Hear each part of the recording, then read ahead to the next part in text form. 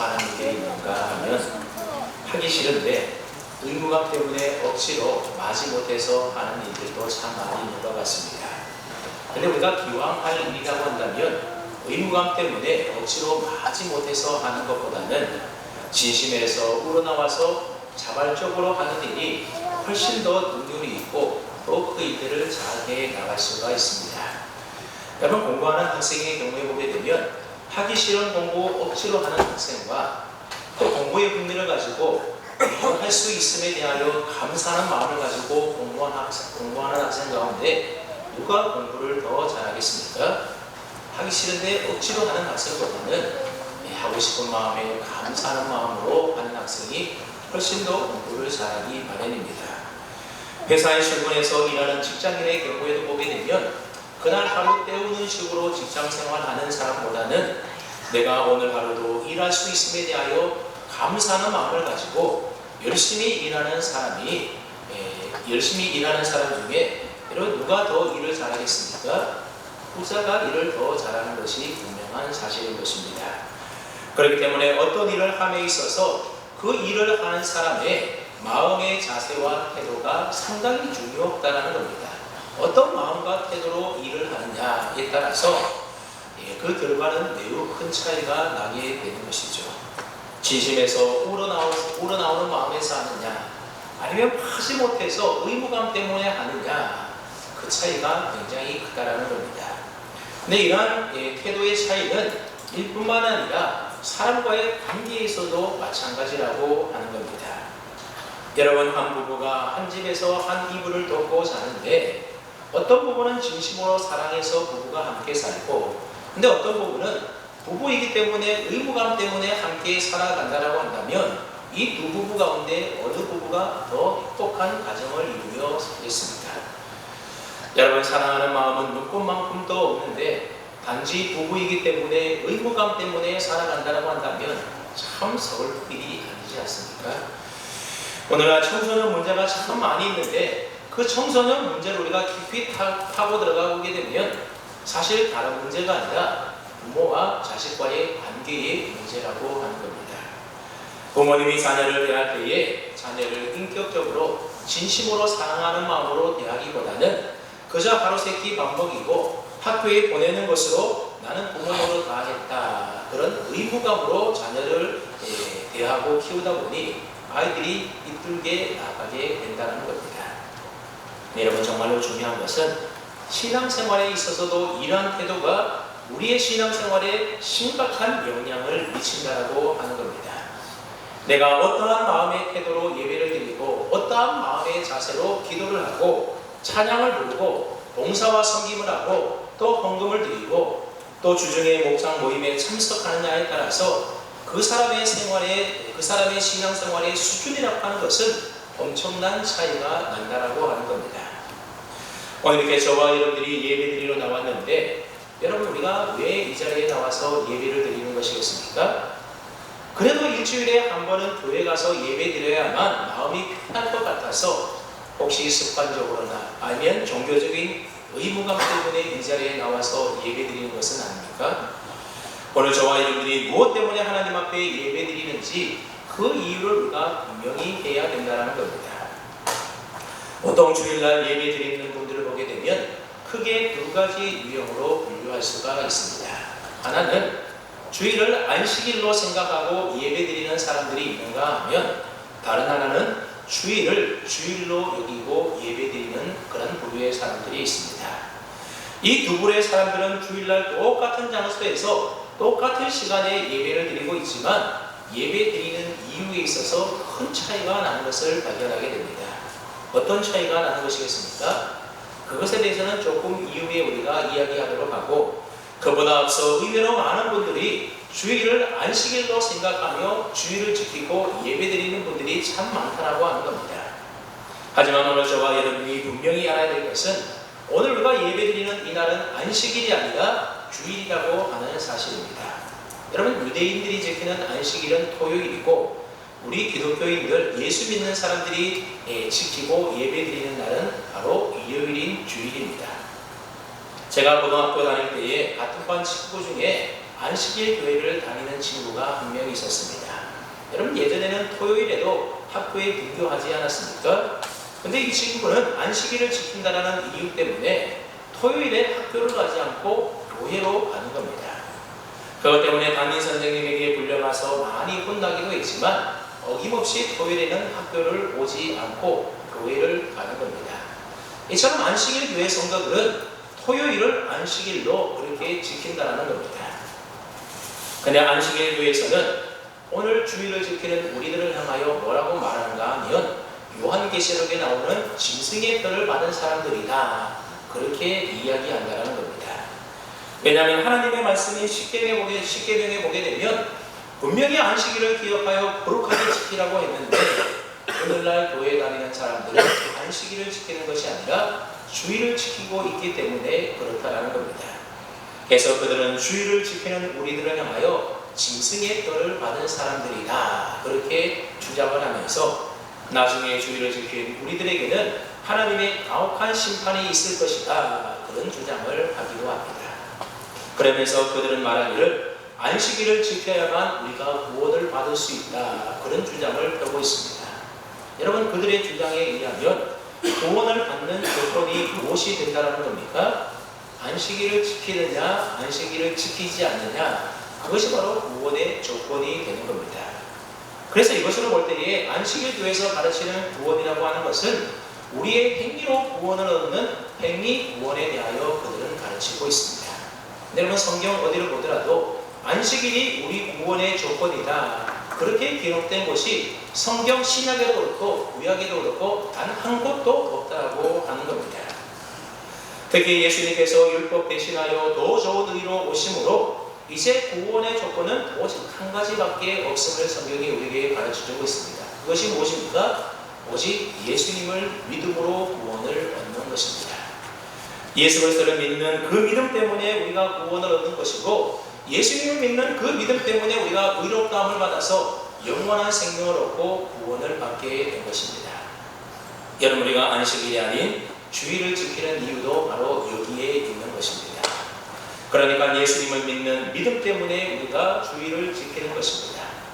여러분, 우리가 예배드리는 이 날을 우리는 주일이다 그렇게 부르지 않습니까? 왜 주일이라고 그렇게 부르는 것이겠습니까? 예수님께서 우리 죄를 위하여 십자가에 죽으셨다가 사흘 만에 부활하여 다시 살아나신 그날을 우리가 기억하고 기념하면서 우리가 예배를 드리기 때문에 이 날을 가리켜서 주님의 날, 주일이다 그렇게 부르고 있는 겁니다. 근데 교회 다니는 사람들 가운데는 주일을 주일이라고 부르지 않는 사람들도 종종 많이 있습니다. 그래서 주일을 뭐라고 부르는가 하면 우리들은 주일을 주일이다 부르는데 그분들은 일요일이다 그렇게 부르는 사람들이 의외로 좀 있습니다. 근데 그 사람들을 가만히 보게 되면 이분들이 교회를 다님에도 불구하고 주일을 일요일이다 그렇게 부르는 분들을 보게 되면 아직 믿음이 조금 부족한 분들이나 아니면 이제 신앙생활을 시작한 지 얼마 되지 않은 초신자 경우에 주일을 가리켜서 일요일이다 그렇게 부르는 경우들이 많이 있습니다. 하지만 우리 믿음이 있는 사람들은 일요일을 일요일이다 부르지 않고 뭐라고 부른다고요? 주일이다 그렇게 부른다는 겁니다. 이것은 예수 믿는 사람들끼리만 우리가 있을 때 주일이다 그렇게 하지 않고 교회 다니지 않는 사람들, 세상 사람들과 이야기할 때도 우리는 일요일이다 그러면 안 되고 우리는 항상 어디 가든지 예수님을 믿는 사람이기 때문에 주일이다 그렇게 불러야 되는 겁니다. 여러분, 왜 일요일을 주일이라고 말한다고 했습니까? 조금 전에 이야기한 대로 우리 주님이신 예수님께서 부활하신 그날이 바로 주일이기 때문에 우리는 이날을 주일이라고 부르는 것입니다. 그래서 예수님을 주님으로 영접하고 믿는 사람들은 일요일을 일요일이라 하지 않고 주일이다 그렇게 부르는 겁니다. 근데 놀라운 것은 오순절날 마가의 다락방에 성령이 임한 날이 언제인가 하면 바로 주일이었다는 것입니다. 여러분, 성령님이 오심으로 이 땅에 교회가 세워지게 된 것입니다. 그럼 만약에 안식일이 정말로 중요했다면, 그래서 교회가 안식일을 반드시 지켜야 했다라고 한다면 이 교회를 세우는 데 필요했던 성령님께서 왜 안식일인 토요일에 오지 않으셨겠습니까? 토요일에 와야 하지 않겠습니까? 하지만 성령님은 오순절날, 즉 주일날 오셨다라고 하는 겁니다. 마태복음 12장에 보게 되면 예수님께서 바리새인들과 안식일에 관하여 논쟁하는 장면이 기록되어 있는데, 여러분 나중에 한번 집에 가셔서 이 마태복음 12장 말씀을 꼭 오늘 본문과 연관시켜서 한번 읽어볼 수 있기를 바랍니다. 어느 날 예수님께서 제자들과 함께 안식일 날 밀밭 사이로 지나가게 되었습니다. 그때 제자들이 배가 고팠던지 밀 이삭을 잘라서 비벼서 밀을 먹게 된 겁니다. 유대교의 엄격한 안식일법에 의하게 되면 이러한 제자들의 행위는 바로 안식일에 추수하는 일이 되어버린 것이고, 안식일에 타작을 하는 일하는 죄를 범하게 된 것입니다. 근데 여러분, 바리새인들이 이 모습을 보고 그냥 가만히 지나쳤겠습니까? 그러지 않고 예수님에게 한마디 하는 겁니다. 보시오, 지금 당신의 제자들이 안식일에 해서는 안 될 일을 하고 있어. 그러자 예수님께서 그들을 향하여 뭐라고 한마디 말씀하셨는가 하면, 안식일에 제사장들이 성전 안에서 안식일을 범하여도 죄가 없음을 너희가 율법에서 읽지 못하였느냐. 그렇게 예수님께서 바리새인들에게 이야기를 합니다. 여러분, 제사장들은 안식일에도 제사를 지내기 위해서 성전 안에 들어가서 일할 수밖에 없다는 겁니다. 그러니 제사장은 성전 안에서만큼은 얼마든지 안식을 범해도 그것은 죄가 되지 않는다는 겁니다. 그러면서 예수님께서 뭐라고 말씀하셨는가 하면, 그 성전보다도 더 큰 이가 여기 있다. 그렇게 말씀하셨는데, 여러분, 성전보다 더 큰 이가 누구를 가리키는 것이겠습니까? 바로 예수님을 가리키는 겁니다. 예수님은 성전보다 더 크신 분이라는 겁니다. 그러므로 제사장들이 성전 안에서는 아무리 안식을 범해도 죄가 되지 않는 것처럼, 성전보다 더 큰 분이신 예수님과 함께 있는 예수님의 제자들 또한 안식을 아무리 범한다 하더라도 그것은 죄가 되지 않는다라고 예수님이 이야기하고 있는 겁니다. 그러면서 예수님께서 하신 아주 중요한 말씀이 있는데, 그 말씀이 무엇인가 하면, 인자는 안식일의 주인이니라. 인자가 누구를 말하는가 하면 바로 예수님을 말하는 겁니다. 그러니까 안식일의 주인이 누구라는 겁니까? 바로 예수님이 안식일의 주인이 된다는 것입니다. 그렇습니다. 안식일의 주인이신 예수님께서 주일날 부활하셨다라고 하는 겁니다. 그러니 안식일의 주인 되시는 예수님이 부활하신 그날을 우리는 주님의 날로, 즉 주일로 지키면서 예배를 드리고 있다라고 하는 것입니다. 그래서 초대교회부터 안식일 대신에 주님이 부활하신 부활인 첫날을 주일로 지키면서 그날 함께 모여서 예배를 드렸던 겁니다. 그런데 주일날 예배를 드리는 성도들 가운데도 아까 전에 이야기했던 것처럼 주일을 어떻게 생각하고 지키느냐에 따라서 두 부류로 나누어진다 했는데, 우선 주일을 안식일처럼 생각하며 지키는 사람들이 있다라고 하는 겁니다. 어떻게 보면 이런 사람들은 참 귀한 것 같습니다. 귀하게 보입니다. 왜냐하면 주일을 안식일처럼 지키는 사람들은 하나님의 명령에 따르고 순종하는 것처럼 아주 거룩하게 주일을 지킨다는 것입니다. 그러니 주일을 거룩하게 지키려고 애쓰는 그 모습이 참 귀하게 보이는 겁니다. 여러분, 이런 분들은 주일이 안식일이 되었으니 예배에 빠지는 법이 없습니다. 예배에 빠지면 큰일 나는 줄로 아는 겁니다. 그리고 가능한 주일을 거룩하게 지키려고 하니까는 주일날 돈 쓰면 안 되고 뭐 사고 먹으면 안 되고 그렇게 지킨다는 겁니다. 그야말로 그들은 주일을 안식일처럼 지키고 있는 것입니다. 그러니 하나님의 계명에 순종하려는 그 마음만 본다라고 한다면 참 귀한 믿음이 아닐 수가 없습니다. 그런데 여러분, 우리가 주일을 안식일처럼 생각하며 지키게 되면 문제가 있게 되는데, 그 문제가 무엇인가 하면 바로 안식일을 지키는 것을 하나님의 명령 때문에 그 명령에 복종하는 의무감으로 지킬 수 있게 된다고 하는 겁니다. 그러니 그 예배가 진정으로 드리는 예배가 아니라 형식적이고 외식적일 수가 있다는 것이 참 문제입니다. 여러분, 한번 가만히 생각해 보십시오. 하나님께서 주일을 안식일처럼 지키기를 원했다라고 한다면 그냥 안식일을 지키도록 가만히 내버려두면 되지, 왜 굳이 안식일을 주일로 바꾸어서 지키게 했던 것일까요? 왜 하나님께서는 안식일을 폐하시고 주일을 지키도록 그렇게 하셨을까요? 왜 하나님은 교회 공동체로 하여금 안식일이 아닌 예수님이 부활하신 날을 그날을 주일로 지키며 예배하도록 하셨던 것일까요? 이게 바로 하나님의 놀라운 섭리와 뜻이 있다는 겁니다. 그래서 바로 예수님께서 요한복음 4장 24절에서 말씀하신 것처럼 하나님께서는 하나님 앞에 영과 진리로 예배 드리는 자를 찾을 때가 오는데 그때가 바로 이때라고 하는 것입니다. 예수님이 이제 부활 승천하시고 오순절날 성령이 강림하시고 이제 교회가 세워질 그때는 모든 성도들이 하나님께 영과 진리로 예배할 때가 온다는 겁니다. 즉 하나님께서는 신약의 성도들로 하여금 안식일이 아닌 주일을 지키게 하심으로 예배하는 자가 다른 목적과 이유에서 하나님 앞에 예배드리기를 원하셨다는 것입니다. 쉽게 말하면 안식일이 아닌 주일날 예배를 드리면서 하나님께 예배드리는 이유가 달라지게 되었다라고 하는 겁니다. 여러분 예배드리는 이유가 어떻게 달라지게 되었습니까?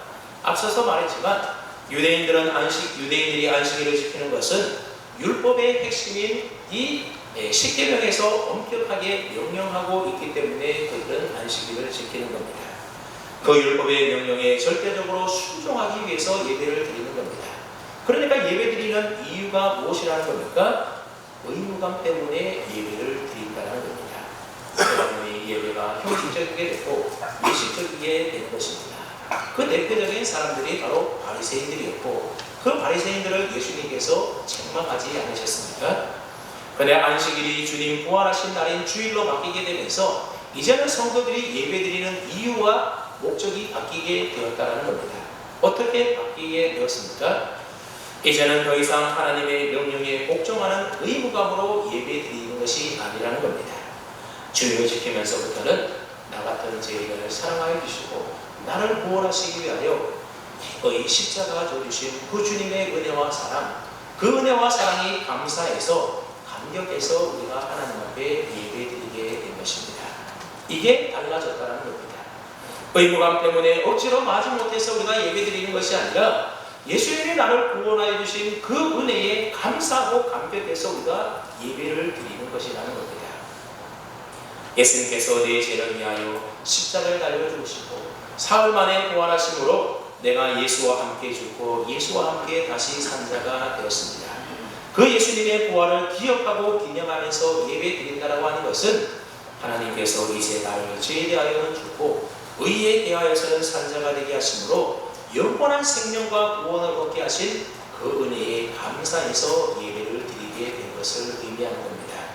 그래서 우리가 주일날 예배를 드리는 동기와 목적과 이유가 무엇인가 하면 그것은 바로 하나님의 은혜에 대한 감사입니다. 바로 그 감사로 우리가 하나님 앞에 예배 드리는 겁니다. 절대로 의무감에 마지못해서 형식적으로 우리가 드리는 것이 아니라 하나님의 은혜에 감사함으로 우리가 예배를 드린다는 사실을 꼭 잊지 마십시오. 그래서 그저 하나님께서 내게 베푸신 은혜에 감사합니다. 이 마음을 가지고 오늘 저와 여러분들이 이 자리에서 예배 드리는 것입니다. 그렇습니다. 여러분, 저와 여러분들이 왜 이 자리에 앉아서 예배를 드립니까? 종교적인 의무감 때문이 결코 아니라는 것입니다. 하나님의 은혜에 감사하는 마음으로 우리가 예배를 드려야만 그 예배를 하나님이 기쁘게 받아주시는 겁니다. 근데 가끔 보면 어떤 분들은 주일을 안식일처럼 지키다 보니 종교적인 의무감 때문에 자리에 나와서 예배 드리는 경우들이 많이 있다는 겁니다. 그렇다면 여러분 종교적인 의무감 때문에 예배 드리는 사람과 하나님의 은혜, 예수님의 은혜에 감사하고 감격해서 영과 진리로 예배 드리는 사람 가운데 누가 하나님은 누구의 예배를 더 기뻐 받아주시겠습니까? 의무감입니까? 아니면 감사로 예배 드리는 사람입니까? 이 의무감이 아니라 감사함으로 예배 드리는 사람의 예배를 하나님이 기뻐 받아주신다고 하는 것입니다. 그러므로 저와 여러분들은 억지로 마지못해서 종교적인 의무감 때문에 예배드리지 마시고 하나님의 은혜가 너무너무 감사해서 그 감사가 이유가 되어서 하나님 앞에 예배드릴 수 있기를 바랍니다. 이것은요 율법이기 때문에 당연히 해야 될 의무이기 때문에 드리는 예배보다도 훨씬 더 강력한 예배의 이유가 되는 것입니다. 여러분 한번 가만히 생각해 보십시오. 여러분의 자녀들이 있는데 여러분의 자녀 중에 어떤 자녀는 효도를 하는데 자식이기 때문에 의무감으로 마지못해서 그렇게 효도를 합니다. 근데 어떤 자녀는 나를 낳아주시고 길러주신 이 부모님의 은혜가 생각해보니 너무너무 고맙고 감사해서 그런 마음을 가지고 효도를 한다면 여러분들은 어느 자녀의 효도를 기뻐 받으시겠습니까? 당연히 의무감으로 드리는 그러한 효도보다는 부모님의 은혜가 너무너무 고맙고 감사해서 마음에서 우러나오는 감사로 하는 그 효도를 우리가 더 기뻐 받지 않겠습니까? 그래서 오늘 저와 여러분들이 왜 이렇게 주일을 지키며 하나님 앞에 예배드리는가? 그것은 하나님의 은혜에 감사하기 때문에 그렇습니다. 하나님은 감사로 드리는 우리의 예배를 기뻐 받아주신다는 겁니다. 그럼 여러분, 이 시간 하나님께 진심으로 감사하는 마음으로 저와 여러분들의 감사하는 마음이 저와 여러분에게 충만하시기를 바랍니다. 그래서 이제부터 주일을 지키고 예배드리는 이유를 종교적인 의무감에 두지 마시고 하나님의 은혜에 감사하는 마음에 두십시오. 그래서 누군가 여러분에게 묻기를 당신은 왜 그렇게 주일날 교회 가고 또 주일날 교회 가서 예배드리기를 힘씁니까? 그렇게 묻거든 복 받으려고요. 주일날 예배드리는 것이 신자의 마땅한 의무니까요. 그렇게 대답하지 마시고 왜 그렇게 주일을 지키며 예배드리는 데 목숨을 거느냐 그렇게 묻거든 감사하기 때문에요. 그렇게 대답하시기를 바랍니다. 당신은 왜 그렇게 열심히 봉사합니까? 감사하기 때문에요. 당신은 왜 그렇게 어려운 형편에도 하나님의 것을 먼저 구별하여 헌금을 드립니까? 감사하기 때문에요. 여러분 감사한 것 그 외에 다른 이유가 또 어디에 있겠습니까? 그럼 오늘 저와 여러분들의 모든 신앙생활을 의무감이 아닌 감사로 바꿀 수 있기를 바랍니다. 그래서 여러분들이 기도를 하더라도 감사 때문에 하시고 예배를 드려도 감사 때문에 하시고 또 헌신과 봉사를 하더라도 의무감 때문에 하는 것이 아니라 내게 그 직분이 맡겨주자 하는 것이 아니라 하나님께서 내게 보여주신 그 은혜가 너무나 크고 고맙고 감사해서 감사로 우리가 그 일들을 해 나간다면 하나님이 기뻐하시고 감사하는 자에 더 충만한 감사를 우리에게 분명히 부어주실 줄로 믿습니다. 오늘 하나님께서 우리에게 주신 말씀에 보게 되면 감사가 왜 그렇게 중요한지에 대하여 우리에게 잘 가르쳐주고 있습니다. 먼저 우리 1절 말씀을 다 함께 먼저 읽어보자 합니다. 1절입니다. 시작.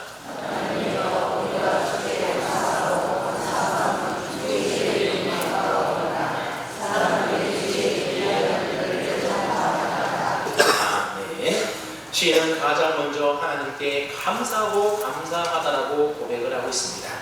그런데 놀라운 것은 여러분 이 시편 75편이 쓰여질 당시에 그 상황이라고 하는 것을 우리가 살펴보게 되면 도무지 감사할 수 없는 상황 가운데에서 이 시편이 쓰여졌다라고 하는 겁니다. 그래서 시편을 연구하는 학자들에 의하게 되면 이 75편의 배경이 되는 때가 언제인가 하면 바로 히스기야 14년 때라고 하는 겁니다. 그렇다면 히스기야 통치 14년 때가 도대체 어떠한 때였기에 도저히 감사할 수 없는 상황이었는가 하면 바로 그때에 아수르 왕 사네립이 예루살렘을 포위하고 있었던 나라가 무너질 풍전등화의 위기 상황 가운데 있었다라고 하는 겁니다. 여러분 그 당시 아수르라고 하는 나라는 막강한 군사력을 가지고 있었던 최강대국이었습니다. 그런데 그런 아수르가 또 다른 강대국인 애국 즉 이집트와 싸우기 위하여 남쪽으로 쳐내려오고 있었는데 그 중간에 있었던 나라들이 어떤 나라인가 하면 바로 시리아이고 그 다음에 북이스라엘이고 그 다음에 있는 나라가 바로 남유다입니다. 근데 이미 앞에 있는 두 나라 시리아와 북이스라엘은 다 아수르에 의해서 멸망당하고 말았다는 겁니다. 그런데 이제 누구 차례입니까? 바로 히스기야가 통치하고 있는 유다 차례가 된 것입니다.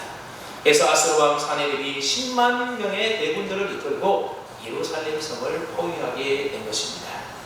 그럴 때 시인은 예루살렘 성을 포위했던 이 아수르 군대를 바라보면서 그 앞에 떨고 있는 이스라엘 백성들의 그 모습을 바라보면서 무엇을 했다는 겁니까? 하나님께 불평하고 원망한 것이 아니라 하나님께 감사했다라고 하는 겁니다. 만약 여러분들이라면 그럴 수가 있겠습니까? 지금 문제가 잘 해결되어서 감사한 게 아니라는 겁니다.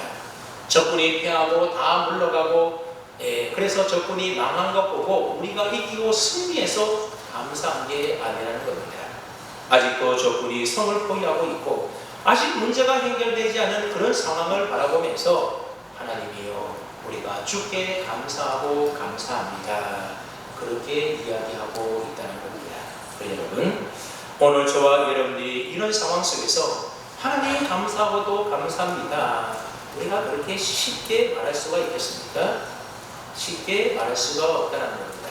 그런데 어떻게 해야 된다고요? 성경은 우리에게 그런 상황 속에서도 감사해야 된다고 말하고 있습니다. 왜 그렇습니까? 거기에는 감사가 가지는 중요한 몇 가지 이유가 있기 때문에 그렇습니다. 오늘 저와 여러분이 도무지 감사할 수 없는 그런 상황 속에서도 우리가 감사해야 될 이유가 있는데 오늘 본문 말씀에 보게 되면 세 가지 이유에 대하여 말씀하고 있습니다. 첫째 이유가 뭔가 하면 하나님은 감사하는 자에게 가까이 하시고 함께 하시기 때문에 우리는 감사할 수 없는 상황 속에서도 감사해야 된다는 겁니다. 1절 말씀을 다시 한번 보십시오. 하나님이여 우리가 주께 감사하고 감사함은 그 다음에 뭐라고 나옵니까? 주의 이름이 가까웁니다. 주의 이름이 가깝기 때문에 우리가 감사하고 감사하다는 겁니다. 주의 이름이 가깝다는 것은 주님이 나와 함께 하신다는 것입니다. 여러분 누구나 할 것 없이 내게 감사하는 그 사람과 함께하고 그 사람과 가까이 지내고 싶지 내게 불평하고 원망하는 그런 사람과 가까이 하고 싶은 사람이 누가 있겠습니까? 하나님도 마찬가지라는 겁니다.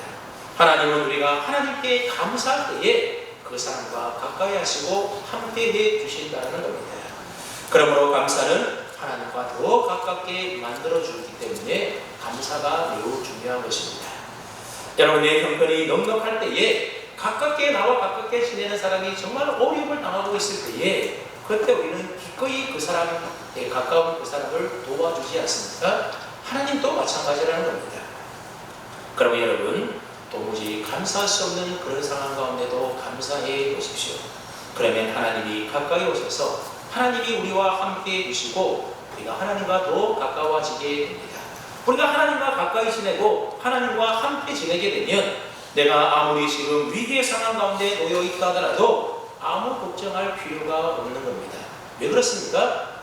하나님이 가까이 하는 나와 함께 이어서 나를 지켜주시고 보호해주시고 주님의 의로운 오른손으로 붙들어 주시기 때문에 그렇습니다. 그래서 다윗이 시편 23편에서 이렇게 고백하지 않습니까? 내가 사망의 음침한 골짜기로 다닐지라도 해를 두려워하지 않을 것은 주께서 나와 함께 하십니다. 하나님이 나와 함께 하시니 하나님이 나와 가까이 계시니 내가 아무 걱정하지 않는다라는 겁니다. 그러면서 하는 말이 주의 지팡이와 막대기가 나를 많이 하시나이다. 내가 사망의 음침한 골짜기에 있어도 걱정할 필요가 없는 것은 내가 하나님과 가까이 있고 하나님이 나와 함께 하시면 아무 걱정할 필요가 없는 겁니다. 그러면 여러분 상황을 뛰어넘어 하나님 앞에 늘 감사하십시오. 그러면 하나님이 여러분에게 가까이 오셔서 여러분과 함께 하시고 여러분들이 어려울 때 여러분의 삶을 도와주시고 여러분의 삶을 지켜 보호해 주신다는 겁니다. 그래서 우리에게 구원의 은혜를 베풀어 주신다는 겁니다. 그래서 주위에서 그것을 지켜본 사람들이 주위의 귀한 일들을 전파하게 된다고 오늘 시인이 1절에서 말하고 있습니다. 그러므로 어려울 때 정말 감사할 수 없는 그런 상황 가운데 있을 때에 억지로라도 여러분 감사해 보십시오. 그러면 모든 일에 능하신 전능하신 하나님께서 여러분에게 가까이 오셔서 여러분과 함께 해주시고 여러분들이 생각지도 못했던 그 일들을 그 귀한 일들을 하나님께서 이루어 주심으로 보게 해주실 줄로 믿습니다.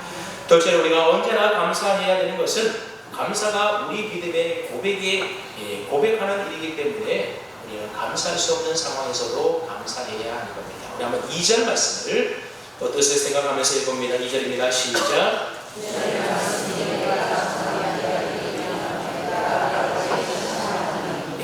주의 말씀이 다시 말하면 하나님께서 말씀하셨다라는 겁니다.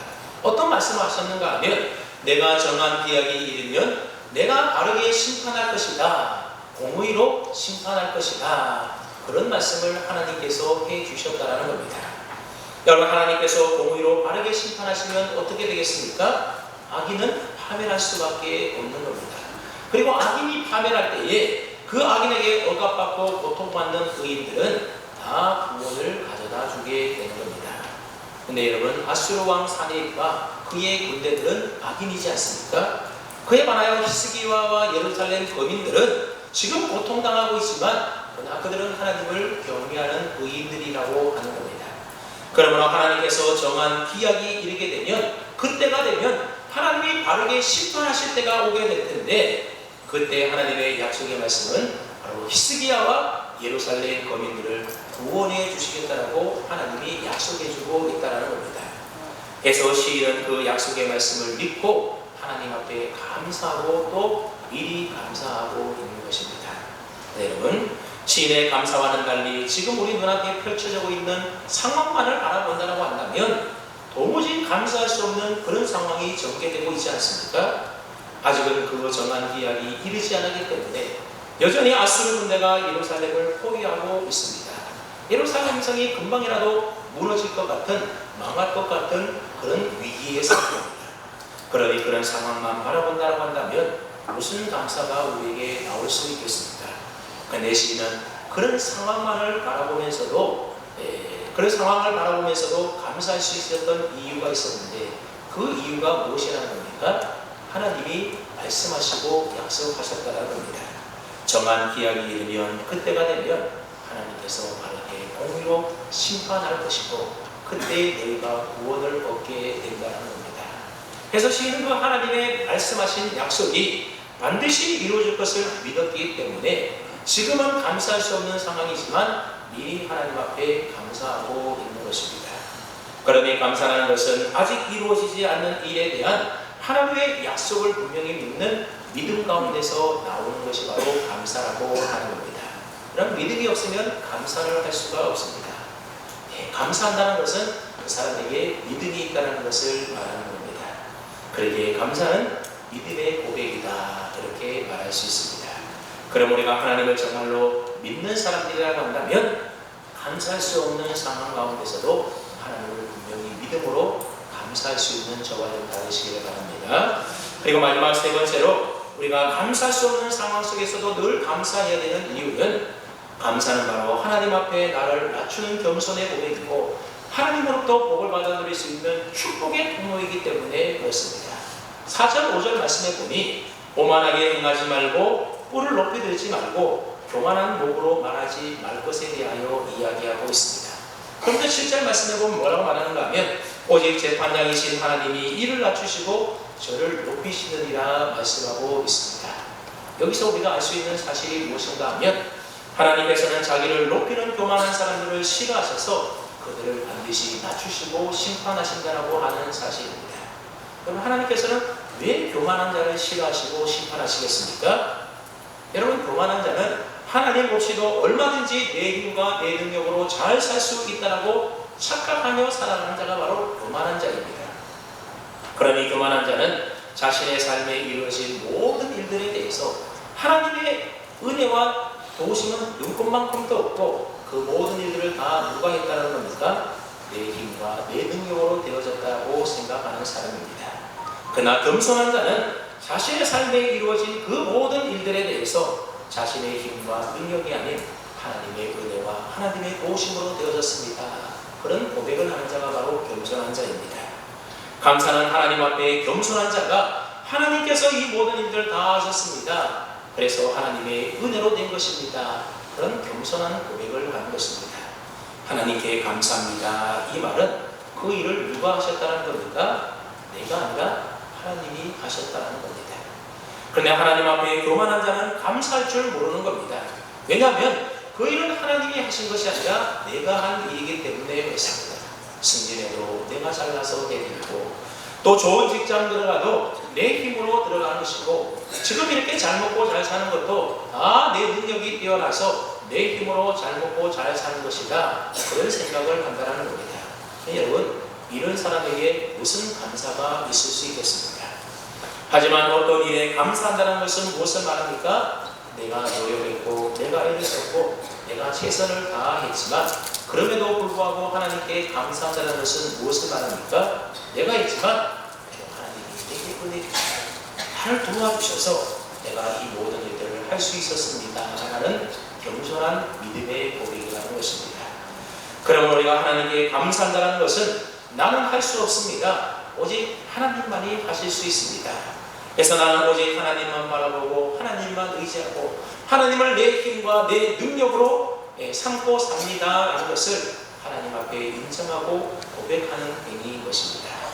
그렇게 하나님 앞에 나를 낮추고 하나님 앞에 감사할 때에 하나님은 우리에게 무엇을 약속해 주고 있습니까? 7절 말씀해 보았더니 오직 재판장이신 하나님이 이를 낮추시고 저를 높이시느니라. 감사하지 않고 교만한 자는 낮추시고 감사하고 겸손한 자들은 하나님이 높여주시겠다고 말씀하고 있습니다. 여러분, 하나님의 은혜와 복은 마치 물과 같아서 낮은 곳으로 흐르기 마련입니다. 그래서 겸손하여 감사하는 자에게 하나님의 은혜와 복이 임한다라고 한 것입니다. 그러므로 늘 감사하며 사십시오. 찬송 여러분, 오늘 모든 일의 시작이 감사가 되게 하십시오. 누가 여러분들에게 주일날 왜 교회 가냐고, 왜 예배 드리냐고 그렇게 묻는다면 이렇게 말씀하십시오. 그냥 감사해서요. 왜 그렇게 열심히 하냐고 묻거든, 아니야, 그냥 감사해서요. 그렇게 대답하십시오. 어떤 대가를 기대하거나 바라지 말고 하나님이 주실 것에 대하여 미리 계산도 하지 말고 하나님께서 내게 베풀으신 그 은혜들, 그 모든 죄에서 구원하신 그 구원의 은혜에 감사해서 여러분들 그렇게 주님의 일에 힘쓰기를 바랍니다. 내 삶에 되어진 모든 것이 다 하나님의 은혜와 도우신 것을 믿고 이제부터 여러분 감사하며 사십시오. 그리고 지금은 비록 때가 아닐지라 하더라도 그러나 때가 되면 행하실 하나님, 때가 되면 그 일을 이루어주시고 성취해주실 나의 좋으신 아버지 되시는 하나님의 그 약속의 말씀을 믿고 감사할 수 없는 상황에도 감사하며 사십시오. 그리고 나의 나는 이것은 다 하나님의 은혜입니다. 이렇게 하나님 앞에 여러분 자신을 낮추시며 감사하시기를 바랍니다. 오늘은 맥주 감사주일입니다. 절대로 의무적으로 이 자리에 있지 마십시오. 의무감 때문에 절기를 보내지 마십시오. 감사함으로 정말 여러분의 마음에 담긴 진심 어린 감사로 하나님 앞에 나아가십시오. 그런데 하나님께서 저와 여러분에게 가까이 하시고 함께 하셔서 우리를 높여주셔서 더 풍성한 감사의 삶으로 우리를 인도해 주실 것입니다. 우리가 설교 전에 불렀던 찬송이 463장인데 그러면 신자 되기 원합니다 그렇게 하는데, 우리 신자라는 말 대신에 감사를 넣어서 우리가 한번 함께 1절만 불러보겠습니다. 감사하기 원합니다. 진심으로 한번 함께 우리 1절만 마음을 담아서 함께 불러보겠습니다.